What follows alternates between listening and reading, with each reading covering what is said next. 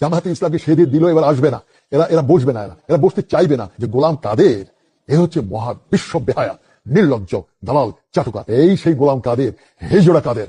হিজড়া কাদের 2026-এ যে নির্বাচনের কথাটি বলছেন, এটা আসন বন্টনের নির্বাচন, যেটাকে আপনি অন্যভাবে বলতে পারেন নির্বাচন নয়, প্রহসন।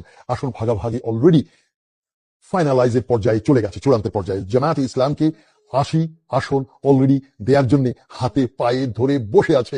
80 আসন, 80, যেটাকে ইংরেজিতে বলা 80 সিটস। আর চিলড্রেন পার্টি, যেটা ন্যাশনাল চিলড্রেন পার্টি, তাদেরকে 8টা সিট এখনো পর্যন্ত কনফার্ম করে রেখেছে। আর বিএনপিও চাইছে মেজরিটি তারা পাওয়ার নিতে। তবে আবার বলে রাখছি, যিনি ক্ষমতায় আসুন, জামায়াতে ইসলাম তারা হবে ওয়াচ ডগ। এই ওয়াচ ডগ বলতে অনেকে হয়তো বুঝবে না, যে ক্ষমতার পেছনে যে মুগুর যে হাতে থাকা, এই মুগুরধারী হবে জামায়াতে ইসলাম। সুতরাং যারা আসবে 2026-এ, এটা একটা মিক্সড কাইন্ড অফ, একটা মিক্সড একটা কিছু আসবে। আর আমি আগেও বলেছিলাম জামায়াতে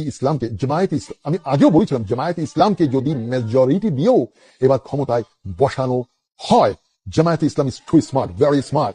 জামায়াতে ইসলামকে সেদিন দিল, এবার আসবে না, এরা বসবে না, এরা বসতে চাইবে না।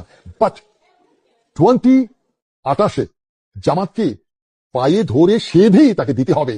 কারণ এই যে ট্রানজিশনাল পিরিয়ড, এই যে 2026 এবং 2028, এই 2 বছরের যে মাঝখানে যে ট্রানজিশন, যে সরকার আসবে, সেই সরকার তার কাঁধে কিছু কলঙ্ক, কিছু দায়ভার, কিছু ব্যর্থতা নিয়েই তারা বিদায় হবে। তারপর হবে আসল নির্বাচন। আর এই ট্রানজিশন পিরিয়ড গতবারও হয়েছে, সেই 1980-এ, আপনারা অনেকেই জানেন, 86 থেকে 88। আবার বিএনপির সময় একবার দেখেছেন 1996, তো 6 মাসের জন্য একবার এসেছিল।